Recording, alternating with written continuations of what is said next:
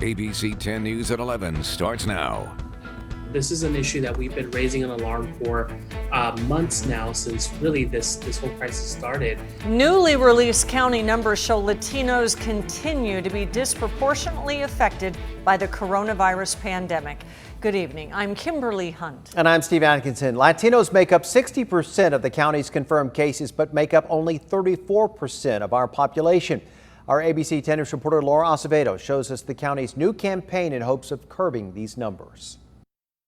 The county says they have been reaching out to the Latino community since the start of the pandemic. This new campaign, they say, does more. Starting this week, Latinos in San Diego County will start seeing this signage, encouraging mask use and sharing statistics in Spanish. Really embracing our family and sense of community, and really saying, protect you, protect your family, protect your community. Tuesday, the county announced the campaign to increase COVID-19 outreach in the Latino community.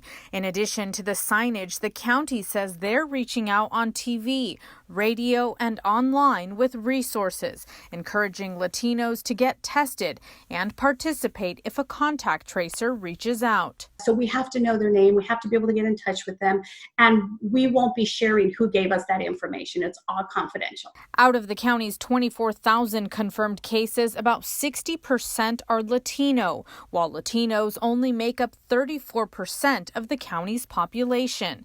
Out of the 487 coronavirus deaths in the county, 45% of those were Latino, compared to 38% white and 12% Asian. This is an issue that we've been raising an alarm for months now. The announcement comes on the same day the Chicano Federation of San Diego called on the county to do more. The federation has been working with county officials to look for ways to get the message out. We are the trusted messengers in the community.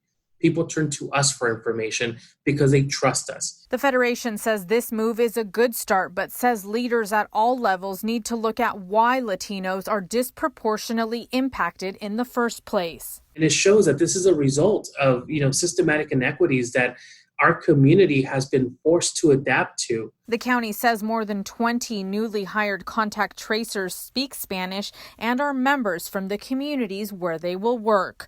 Laura Acevedo, ABC 10 News. And our 2-week average for positive COVID-19 tests may be starting to trend down for now. After hitting its highest point yet 1 week ago, the rolling average has been hovering around 6%, dropping from yesterday to today.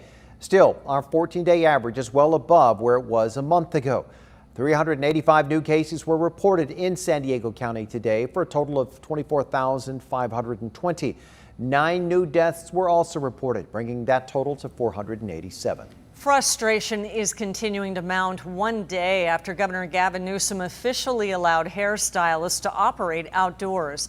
In addition to face coverings and social distancing, the guidelines require salons to offer access to shade and to make sure no equipment poses an electrical hazard.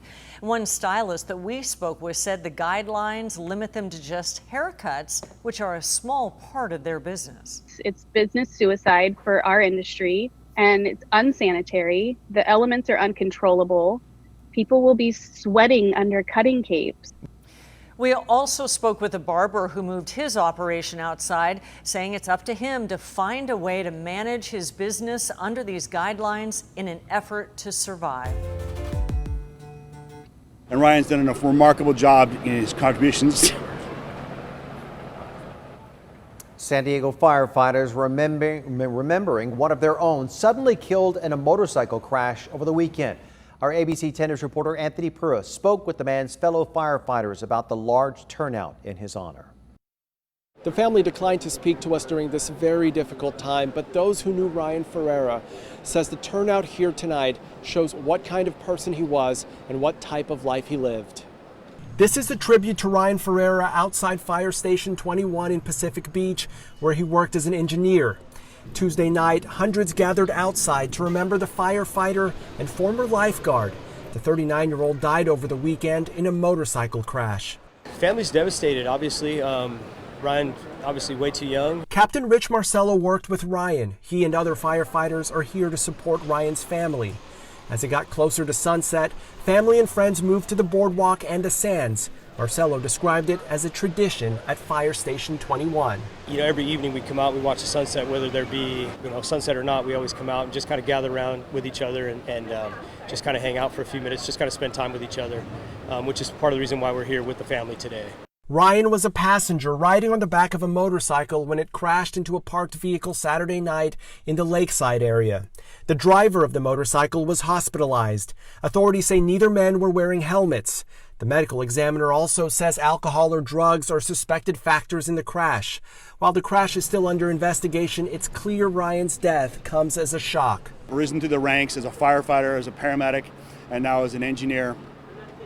And Ryan's done a remarkable job in his contributions. Battalion Chief Craig Newell couldn't find the words to describe the tragedy, though many say the hundreds of people here speaks volumes about Ryan.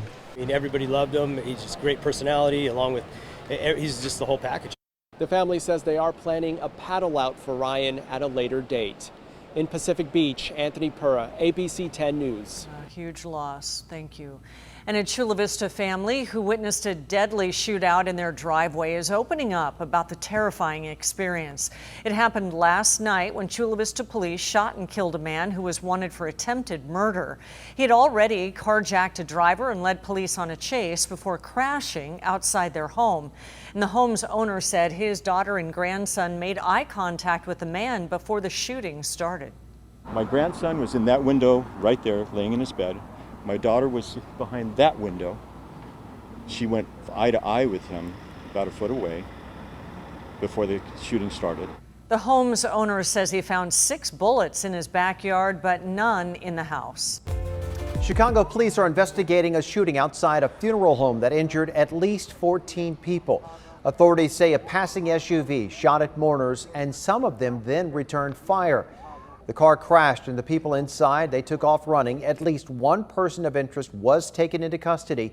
All of the victims were adults. A motive is still unknown at this hour. The shooting, though, comes as the Department of Homeland Security plans to deploy dozens of federal agents in Chicago because of an uptick in violent crime. Genesee Avenue is back open following a deadly crash earlier this afternoon.